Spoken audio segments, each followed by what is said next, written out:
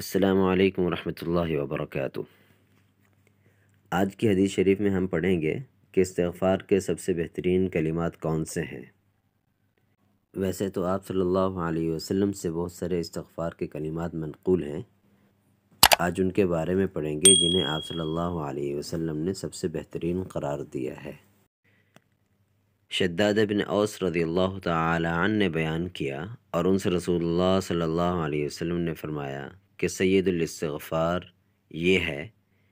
کہ بندہ یوں کہے: اللہم انت ربی لا الہ الا انت خلقتنی وانا عبدک وانا علی عہدک ووعدک ما استطعت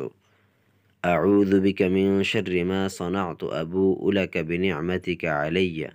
وابوء بذنبی فاغفر لی فانہ لا یغفر الذنوب الا انت، جس کا ترجمہ یہ ہے: اے اللہ، تو میرا رب ہے، تیرے سوا کوئی معبود نہیں، تو نے ہی مجھے پیدا کیا اور میں تیرا ہی بندہ ہوں، میں اپنی طاقت کے مطابق تجھ سے کیے ہوئے عہد اور وعدے پر قائم ہوں، ان بری حرکتوں کے عذاب سے جو میں نے کی ہیں تیری پناہ مانگتا ہوں، مجھ پر نعمتیں تیری ہیں اس کا اقرار کرتا ہوں، میری مغفرت کر دے کہ تیرے سوا اور کوئی بھی گناہ نہیں معاف کرتا۔ نبی کریم صلی اللہ علیہ وسلم نے فرمایا: جس نے اس دعا کے الفاظ پر یقین رکھتے ہوئے دل سے ان کو کہہ لیا اور اسی دن اس کا انتقال ہو گیا شام ہونے سے پہلے، تو وہ جنتی ہے، اور جس نے اس دعا کے الفاظ پر یقین رکھتے ہوئے رات میں ان کو پڑھ لیا اور پھر اس کا صبح ہونے سے پہلے انتقال ہو گیا تو وہ جنتی ہے۔ حدیث شریف کے عربی الفاظ یہ ہیں: عن شداد بن اوس رضی اللہ تعالی عنہ عن النبی صلی اللہ علیہ وسلم سید الاستغفار ان تقول اللہم انت ربی لا الہ الا انت خلقتنی وانا عبدک وانا علی عہدک ووعدک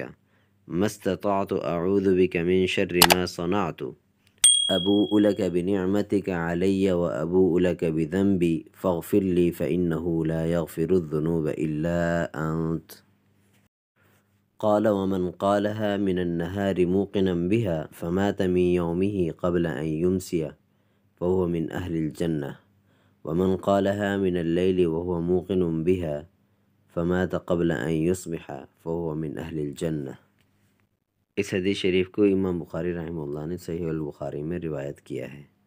اللہ تعالی ہمیں اس کے اہتمام کرنے کی توفیق عطا فرمائے۔ والسلام علیکم ورحمۃ اللہ وبرکاتہ۔